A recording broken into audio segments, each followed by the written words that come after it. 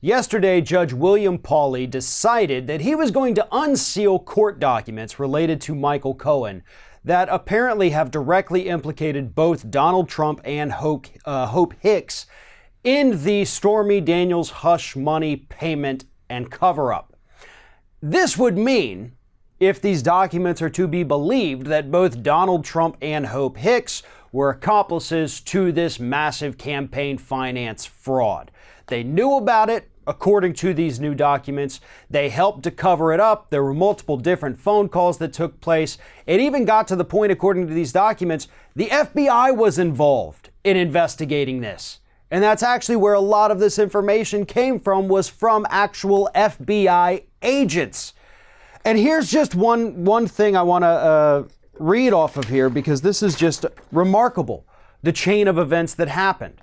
Because at the time, Hope Hicks was basically working as a glorified assistant for Donald Trump. She was like Michael Cohen, except without the law degree. She was his fixer.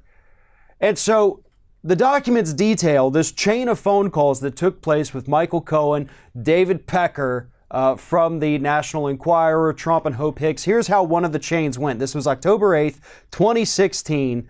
After a phone call Cohen received from Hope Hicks, during which Trump joined the call, Hicks then had a separate call with Michael Cohen, who minutes later called David Pecker. Then Cohen was called by Howard, Pecker's lieutenant.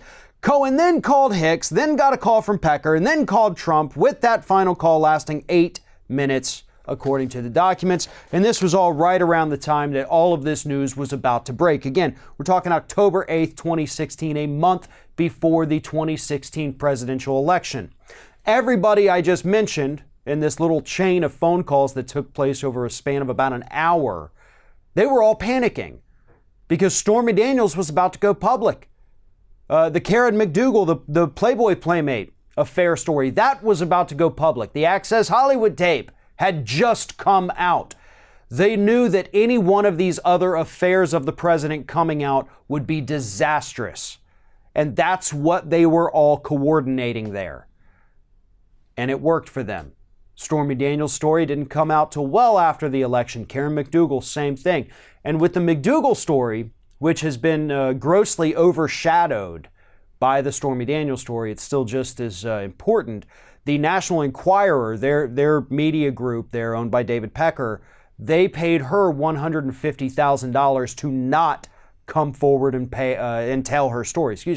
So that would also be another in-kind campaign contribution that the National Enquirer is involved in, that Hope Hicks was also involved in, that Michael Cohen was also involved in, and that Donald Trump was also involved in. Now, a lot of this is stuff we actually did already know.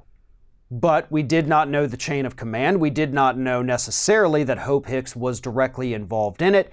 And, as Trump has told us repeatedly, he knew nothing about these payments. He wasn't involved. Michael Cohen told Congress that yes, he was. And now we know from the court documents, the FBI themselves said, oh, heck yeah, Donald Trump was definitely involved in this, which would mean he committed a crime. As did Hope Hicks, as did David Pecker, and as did Michael Cohen. But Cohen's the fall guy. Cohen's the scapegoat. Everybody's out there saying, well, Cohen was just a criminal. He was doing all these bad things on his own. Well, no, apparently he was not. This warrants a broader investigation, and we know we're not going to get it from the Justice Department because William Barr already killed that. So it's up to Congress. And that is exactly why Judge Pauley released these documents. He said the campaign finance violations discussed in the materials are a matter of national importance. And that's why he made the decision to release them. Michael Cohen himself issued a statement from prison saying this is a matter that needs to be further investigated. He said both by the DOJ and by the House of Representatives. But unfortunately, we know DOJ is not going to do it, so it is up to the House at this point, because Senate's certainly not going to do it either. These are impeachable offenses. And for all those Democrats out there saying, well, I don't know if we should impeach, won't that only make him stronger? Oh God, then we get Pence. Nothing is more dangerous than the crazy man sitting in the White House right now. Nothing is worth letting him get away with these crimes, Democrats. You're not getting anything in exchange for not going after him. So I suggest you take these unsealed court documents and you go after him with everything you've got.